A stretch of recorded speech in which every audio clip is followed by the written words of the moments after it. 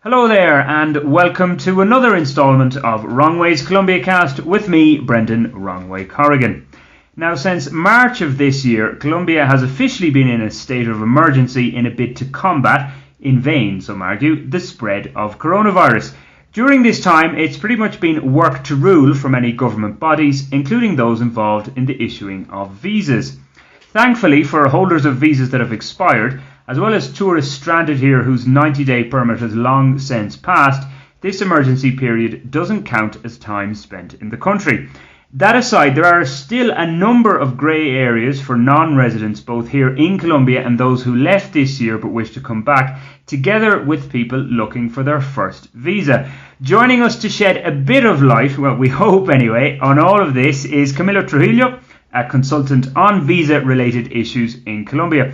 Camilo, to start off with, and just to clarify, those still in Colombia whose visas have expired during this coronavirus emergency period, they basically just have to sit tight and wait until migration services return to something resembling full service. Is that right? Well, that really depends on the kind of visa and the kind of activity that they're going to carry out, let's say that after their visa expires. But I would actually like to talk about those who actually consider having a tourist visa, which is a normal misconception between what we call non-regulated nationalities. Those who have non-regulated nationalities are those that don't need a visa to enter the country, such as, for example, people from the United States, French, for example, most Europeans. And in this case, they don't have a tourist visa. It's what we call a tourist permit, and that's a 90-day permit. Mm-hmm. So during this time, of course, they have to sit tight, wait for migration to open up, and then see what the situation is going to be once migration takes their regular daily activities. Now, those whose visa expired and are looking to continue in Colombia performing the same activity, and by this I mean, for example, work visas. And I'll give you a simple example. English teachers, for example, who are still working with the same English company or the same school, they do have to renew their visas during this time. In this case, Cancillería, the Ministry of Foreign Affairs, has not closed down. They've closed down their physical services. However, their online application services are still working. So those who are still in Colombia, they have a visa and they will continue to perform the activity from which that visa was granted to them, then those people have to renew their visas. And they have to do it before it expires. Now, if your visa expired and you didn't do it beforehand, then in that case, they do have to hang tight, wait for Migración Colombia to open up, and then request in Migración Colombia what they call an administrative process, and through that they will be given what is commonly given as a waiver, un salvoconducto. Then in that case, you have to hang tight. But the obligation is to renew your visa before it expires. Now, I'm going to give a guesstimate here that I would say perhaps maybe 80% of visa holders are those who have their visa sponsored by a company. So in the case you mentioned teachers, that would be through a school, that they probably do all the donkey work, so to put it, to get the visa renewed or give all the documents at least, and the person just has to go and upload them online. So I'm guessing for those working for companies, be it in a school or another company that has, and they're in the country because of their work, I'm guessing their companies should be doing all of that and know all of this, you would imagine. I mean, here's a common misconception in this end, because unfortunately, I would say immigration law is not taken too seriously by companies. Most of the clients that we consult with are companies that employ expats, and what the common denominator here is that they don't really understand much of immigration law, as it's changed so much, and before maybe it wasn't so enforced. So many of these companies, and we're talking, language institutes, schools, universities, as we could also be talking, for example, with about other companies that maybe work, trade in some other kind of market. Higher, yeah. They sometimes don't know of these obligations, and then they jump through these obligations, and then they jeopardize the expat, their expat employee. So the one that would end up having to pay penalization, the one that would actually have to go through an administrative process, and the one whose continuity is interrupted, and we'll get into that a little bit later, is the expat employee, unfortunately. So what I would do is, try to talk to somebody to assess the situation, try to talk to the company, see if they're aware that their obligation is to renew this visa before it expires, and then take action. But at this moment, there are many companies who employ expats that don't know that they have to renew their visas before they expire. Okay, well, I guess the main point to take from this, because maybe some people erroneously thought that they didn't have to renew their visa during this period of state of emergency, but the main point is you do have to renew your visa, whether it's through a company or an independent visa. Exactly. I mean, in this case, if your activity is going to continue to be the same after your visa expires, then you have to renew it. And then doing it before it expires, obviously, will save you time, money, and headaches. As we know, Colombia is highly bureaucratic and sometimes senselessly bureaucratic. So it's rather easier to just try to talk to one of the authorities. You can consult this directly, for example, at the Ministry of Foreign Affairs page. They also launched a resolution for the state of emergency, which is Resolution 1260. And in this resolution, of course, they also explain the fact that if you are to continue to perform the same activity, you have to renew your visa before it expires. Okay. Now, another thing is, and I'm going to throw the spanner into the works here, although, first of all, I want to mention, you said about Colombia being heavily bureaucratic. In some ways, I have to say the visa process, and I know a lot about this the last few years. I've been here 8 years and I'm still going for visas. No residency, but that's another story. But it's certainly improved by no end in the last few years. You can do everything online. Now, sometimes that can be an issue because you do just want to talk to somebody face to face. But you have to do everything online, first of all, nowadays anyway, regardless of coronavirus. But it's pretty efficient, I have to say. Would you agree? I do agree. I believe that, well, there are two entities mainly involved in a visa application process. The first one would be the Ministry of Foreign Affairs. The second one would be Migración Colombia. And I believe they're both going in the right direction. As of, I would dare say, more or less 2013, they started this whole idea of digitalizing everything. And recently, I believe this was when we elected the new president and the new government. Basically, most of the process is done online, so that really helps out. I would dare say that we are pioneers in matters of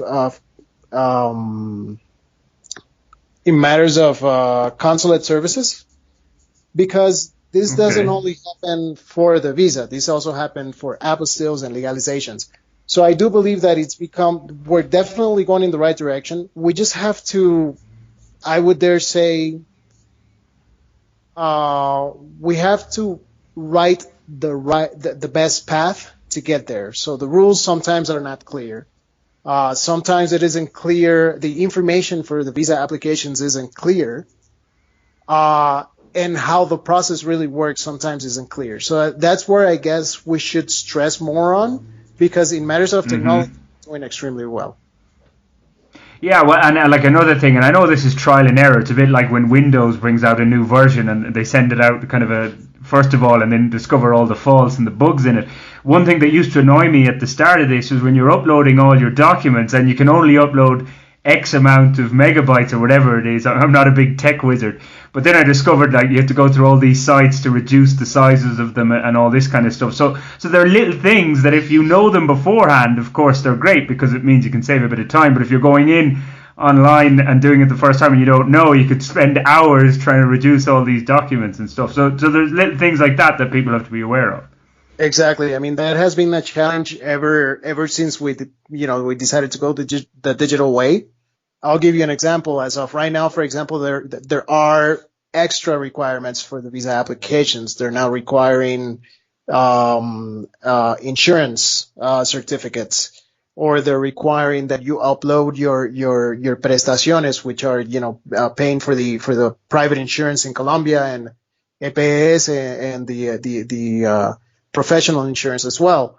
So sometimes you run out of pages because they only accept up to 35 pages, or sometimes the files that you're uploading are extremely heavy. This happens normally with scanned paperwork. So, for example, if they request Cámara de Comercio, which would be the certificate of good standing coming from the Chamber of Commerce of Bogota, it is better if you actually acquire all those documents digitally, so directly from the website, instead of printing them and then scanning them, because, of course, that's going to take up more space. Yeah, so there are little things like that, and of course it all just helps. By the way, if people can hear things in the background, I think my housemate has decided to start making, I don't know, a lot of noise. Anyway, that's podcasting during times of quarantine in a house. Anyway, Camilo, we'll get back on track here. I was going to ask you though, because this is if one person, i.e., somebody very close to me, had a visa sponsored by a company and then they left that company, but the time between they left and the start of this emergency, the company was obviously obliged to inform the Cancilleria, the Ministry of Foreign Affairs, that this person no longer works at the company. But it seems that hasn't gone through to the Cancilleria or anything. So that person's visa was meant to expire in December 2021. And at the moment, they kind of feel in limbo land, but they've heard absolutely nothing, but they no longer work for the company. What would be the advice for that particular person? Well, this is one of those gray areas that we were probably talking about earlier, where the rules aren't really there for you to actually follow. And this is something that happens because the company, of course, and we also talked about this earlier, is completely ignorant of the immigration rules and the immigration laws. So they just basically believe that whenever this person quit or basically disengaged from the company, they don't know whether they have to report it or not. So this report doesn't really go before Cancilleria, the Ministry of Foreign Affairs. It goes before Migración Colombia, which is, I call it our Colombian ICE. So Migración Colombia is basically the one that is in charge of receiving all of the updates of what's going on with the expat while in Colombia, and also the one in charge of giving you the IDs, the cédulas de extranjería.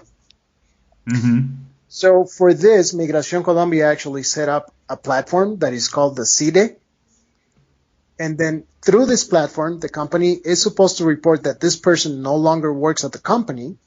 This person is supposed to actually carry that they're supposed to give it to the expat, and then that expat is supposed to carry that with them for the next time they actually enter Colombia. They show it, and then the Migración Colombia officer will stamp a 90-day permit in their passport.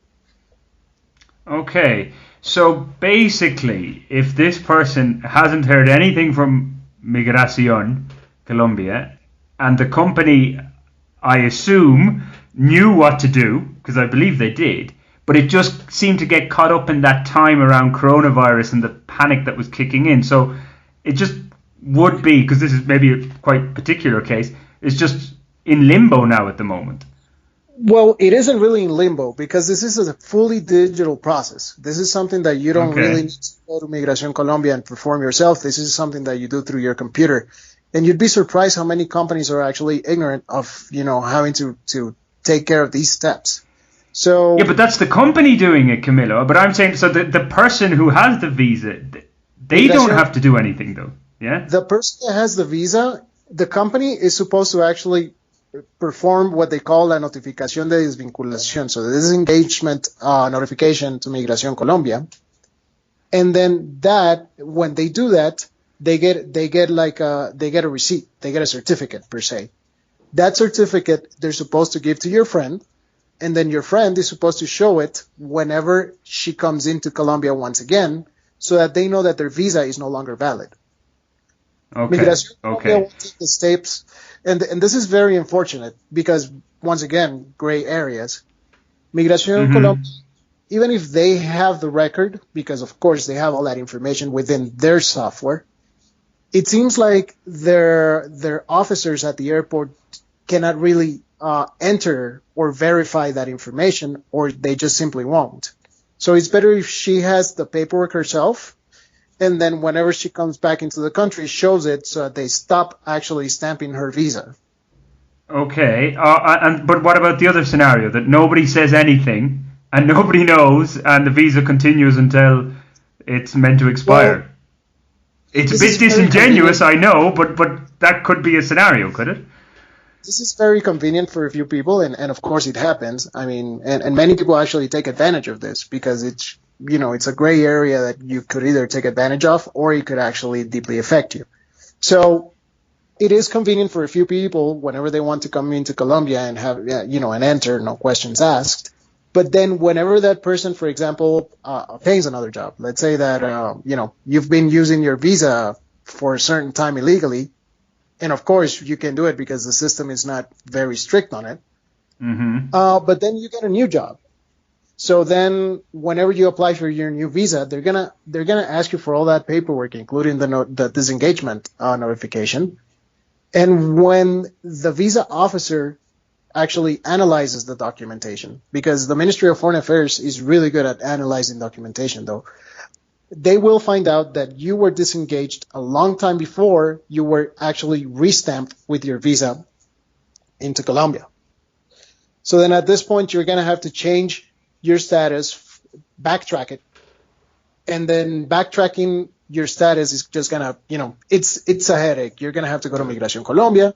For example, at this point, or even today, we don't know when Migración Colombia is going to completely open.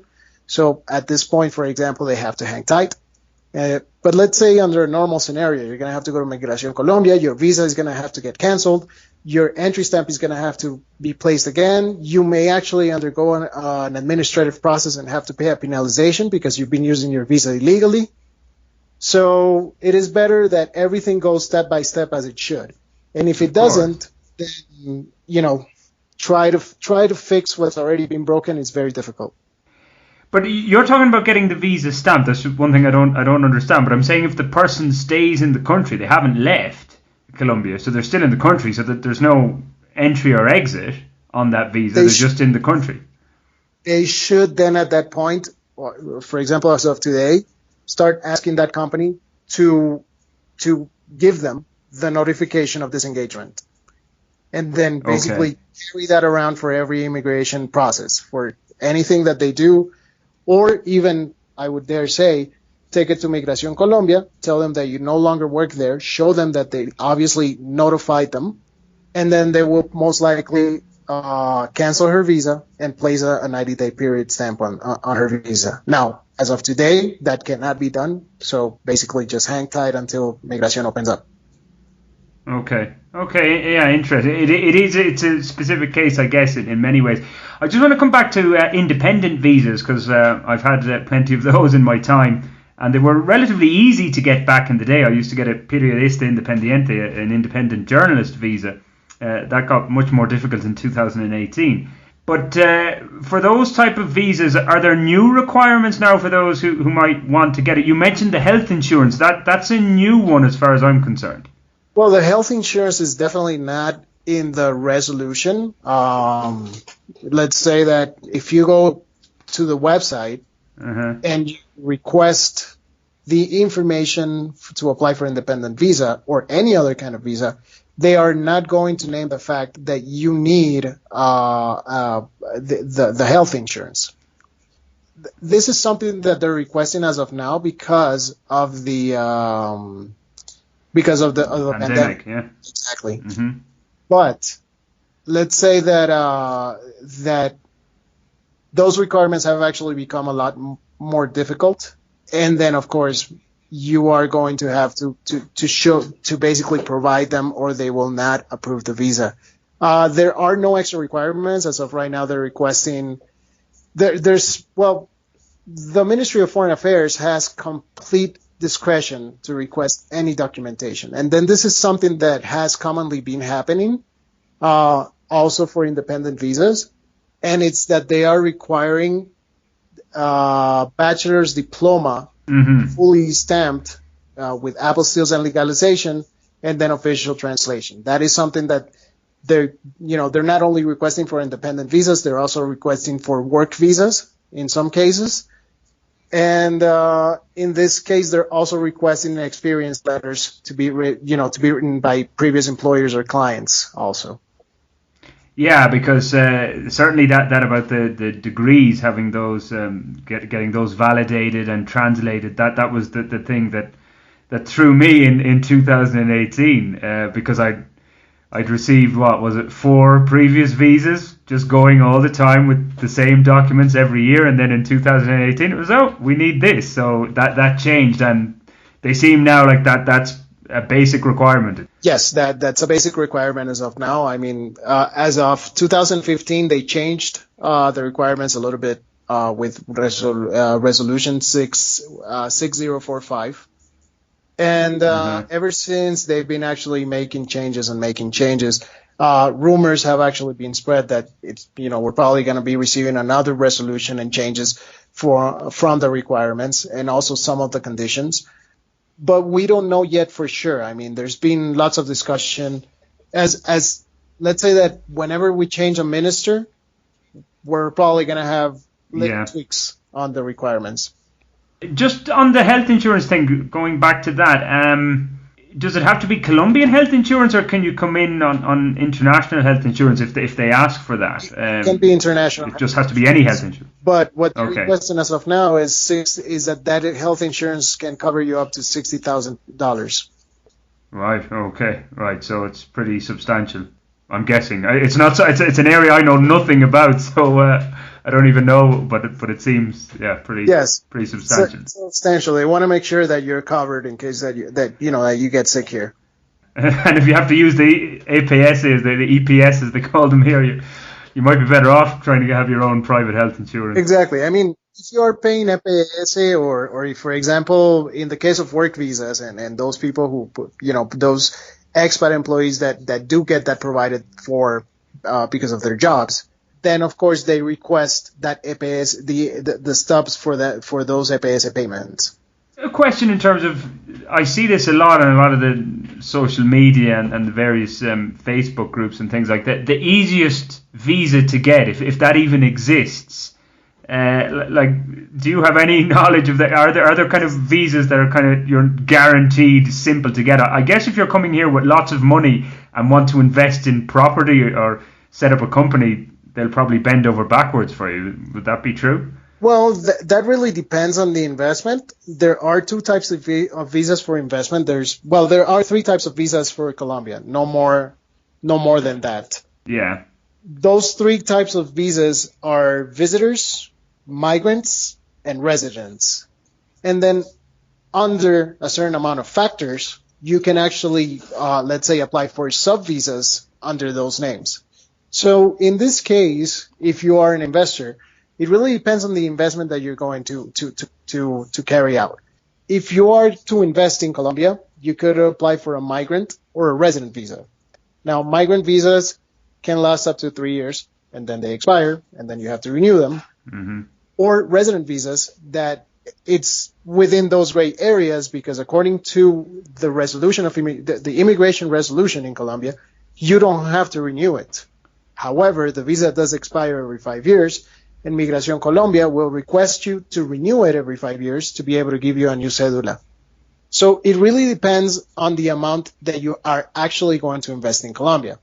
If you are going to invest what we call here, because they actually measure everything by minimum wages, if you're going to invest about 100 minimum wages, then you can apply for a migrant visa.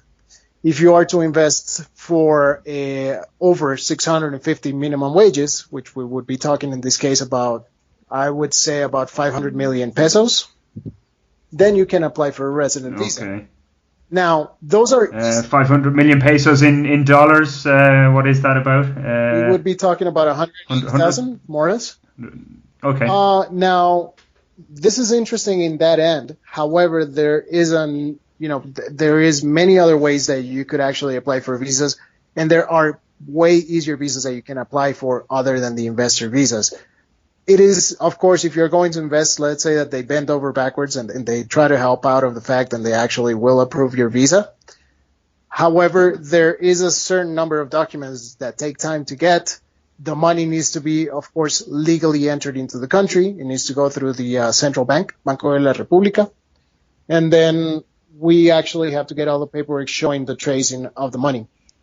However, there are also bilateral and reciprocal visas that we issue for many South Americans, for example, in this case. And we would be talking about the cases of Ecuador, Brazil, Peru, Paraguay, Bolivia, Argentina, Uruguay as well, which is the Mercosur visa. It's a migrant visa that lasts up to 2 years, and then after those 2 years, you are given a resident visa, where it's actually extremely easy for you to get, and all you need is your records from the last country you lived in for the past 3 years. But that's just for Mercosur countries. There's no other country that has an arrangement outside of Latin America like that. No? Mexico, Alianza del Pacífico visa. But that's only meant for people who are coming to work part-time, mainly travel through Colombia, and they have to be under 30 years old. But other than that, the regular, let's say the regular laws apply.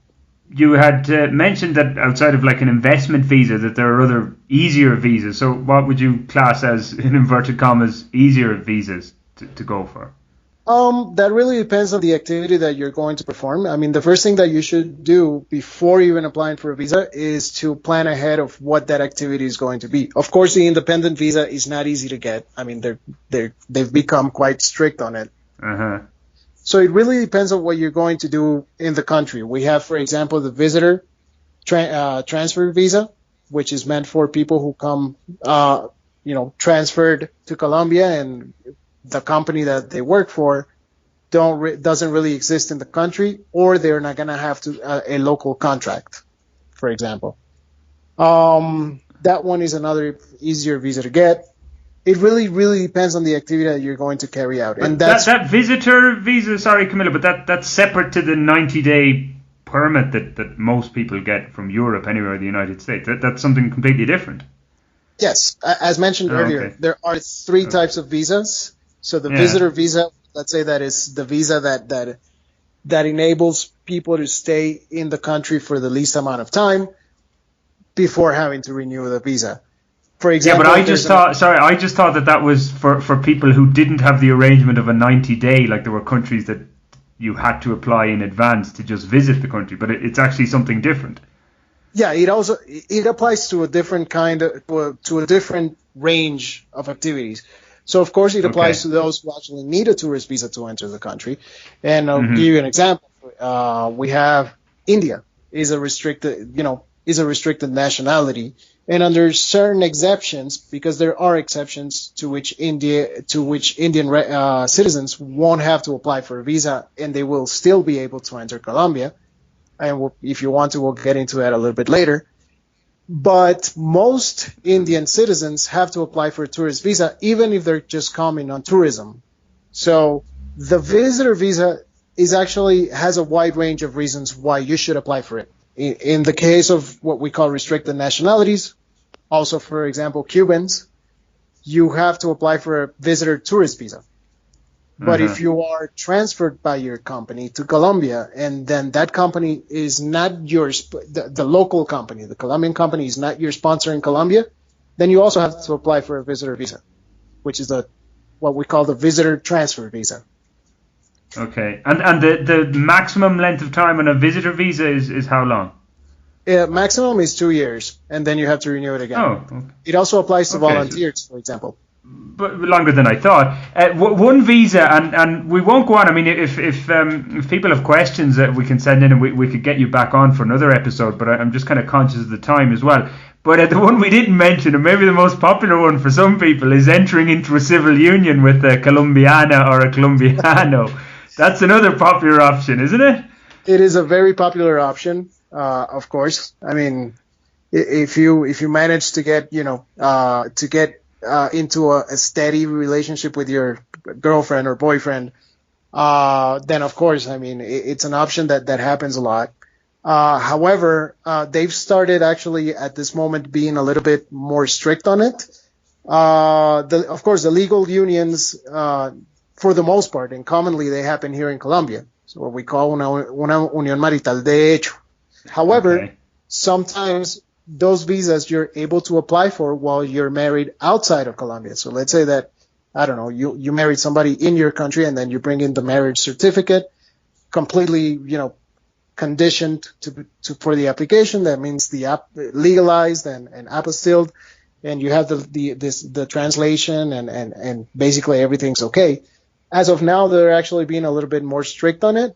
They want you to actually do that legal union here, which is. But we're talking about but marriage versus the union libre is what I used to know it was called anyway here, because I know of a couple of people, and you might know one or two of them as well, that had multiple union libres, as I said. That's what I used to call it anyway, or I thought it was called. That visa is still on the go as well, though, yeah? Yeah, that visa is on the go. Unión Libre basically certifies the state. It's so basically you're in the middle of what they call this is called a legal marriage. I think it's called something like that.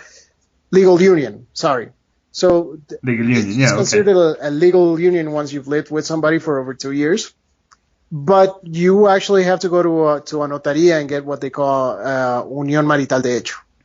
Yeah, and then that's basically the concept that we have under the Unión Libre in Colombia. But yes, of course, I mean, there's many people that actually go for that. Yeah. And of course it's a way. It's a very interesting way because it actually, there's something that I call the road to residence. So it's the thing is, depending on the conditions that you renew your visa, at some point you're eligible for residency.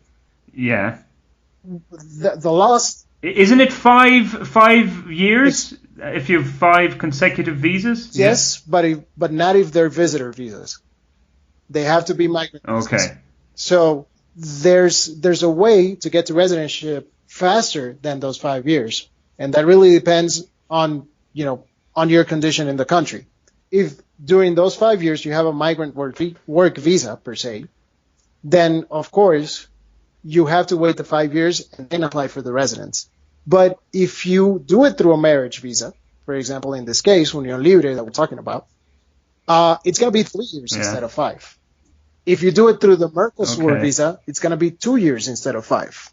So it really depends on your condition in the country. Okay, interesting. Just one final question on the marriage, Unión Libre, civil unions. Are officials a little stricter as well in terms of, because some people find a partner and they're not exactly going out or anything, but they come up to agree to a little arrangement to get married so the person can stay in the country or enter this civil union. Do the officials at migration or La Cancillería actually start asking questions, or does it depend on the case? For the most part, they request an interview. But I mean, as of right now, most of the physical services are actually, and by physical services, I mean person-to-person services in Cancillería are closed. So as of now, if you apply for it, you just have to abide by whatever the officer requests from you over the computer. They're not going to do a Skype interview or anything like that. Now, there's something that do a Skype and show your partner in the background walking around. Yeah, that's not going to happen. There's also something that is interesting, though, and for example, is one of the cases that we've seen few throughout this time. And for example, these partners or actually legally married couples whose partner was outside of the country when we entered the sanitary emergency. For example, the ones I've heard from the most is legally married couples whose husband or wife or partner never requested a visa, and now they're stuck somewhere outside of Colombia and cannot come in because you could only enter Colombia if you're a resident, and by resident I mean somebody that lives in Colombia through a visa, not a resident visa, but a visa, and then the consulates closed down. So there's some good news in that end, because if you are outside of the country, you have to apply for that visa at the nearest consulate outside of Colombia. And if that consulate is closed, there's really nothing that you can do. There is good news. There's a resolution, which is Resolution 1585, that actually enables consulates to open up the visa services all over again, and where the Ministry of Foreign Affairs enables outside of Colombia applications all over again.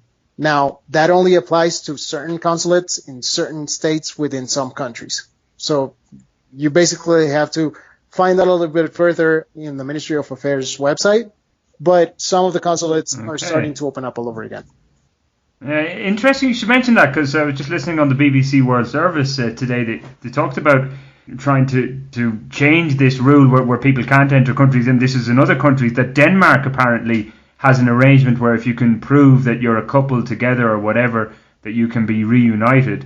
And there's a campaign taking place, I think, in the States right now, getting underway to get that open in the United States as well. Because, it's another factor in this whole pandemic that people have probably forgotten about, that you have couples who maybe aren't legally married or whatever, or don't have the necessary paperwork, and they're stranded in different parts of the world, which is unfortunate for them, obviously. I heard of one case, an Irish guy who was going out with somebody in Texas, and his partner had a baby, and of course he couldn't travel there to be with the baby. So I'm sure we've similar cases here, as you mentioned. Yes, I mean, of course there are ways that unfortunately, though, I mean, that doesn't really exist here. I mean, if the nearest consulate to you is closed, it's closed. There's really nothing that you can do. And for example, in this case, where we're talking a baby being born away, but let's say that, for example, a foreigner has a Colombian baby with his partner, then in that case, of course, they can apply for a residence, but they still have to wait for the consulates to open. God knows when that will be. At the end of the year. In certain places, it's already happening. Actually, before this interview, I actually talked to a friend of mine who is a consul person outside of Colombia. Okay. And I basically wanted to get the list of those consulates that were opening across the world, Colombian consulates across the world. It's not that easy for them to know. All he was able to tell me was that certain consulates are opening up. It really depends on the state or the department and the country where they're at. But my guess is that since the U.S. has actually adopted this, let's say, market over coronavirus position, my guess is that some consulates in the United States, for example, will be opening up pretty soon. Yeah, okay. And I'm not sure what the situation is in my own country with the Colombian embassy there, but Ireland has kind of slightly reopened a little bit anyway, so maybe things are open there. Not 100% sure. Just to wrap this up, though, Camilo, your day job, so to put it as well, and I know this all ties in with your day job, but you're with an international transport and moving company, Pack and Go, if I'm correct. Yes. I'm guessing in that area there's been a lack of activity, or have you been kept pretty busy? What's the story? Well, Pack and Go is a company where we try to be a one-stop shop for foreigners moving to Colombia, and also moving merchandising and products into and outside of Colombia. Legally, of course. I mean, I don't have to clear that up, do I? Yeah, that's very clear. Okay. But either way, what I mean by that is we're a one-stop shop. So, of course, let's say that the immigration department is actually suffering right now, at the point where we haven't had many cases, and we've actually tried to stay up top in trying to answer questions and keep ourselves within the loop of people, trying to provide information, because we know that this is very confusing. But we also do international moves for let's say that executives and and also many of these investors that we talked about earlier, and also diplomats. So that has actually moved around quite a bit.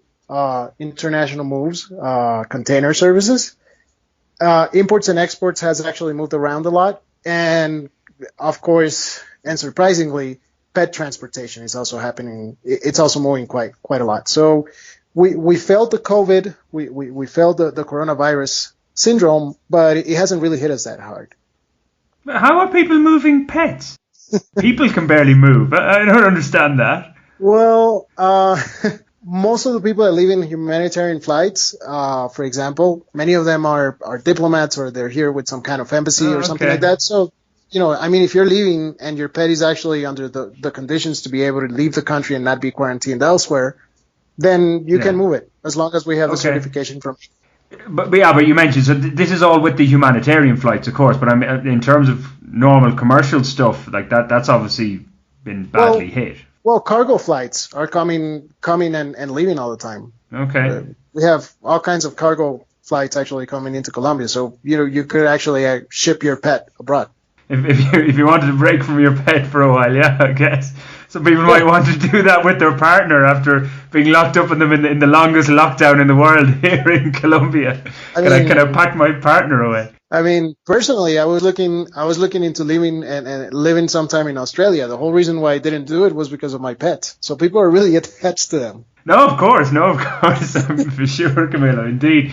Look, I'm going to leave it there because I'm just kind of conscious we've been going on for 3/4 of an hour here, but I'm sure we might get a lot of questions, and people listening will have questions, but they can contact you via the company or directly, or how can they do that? They can contact me via email.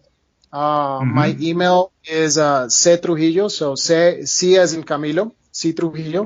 My last name is T as in Tom, R as in reflex, U as in union, J as in.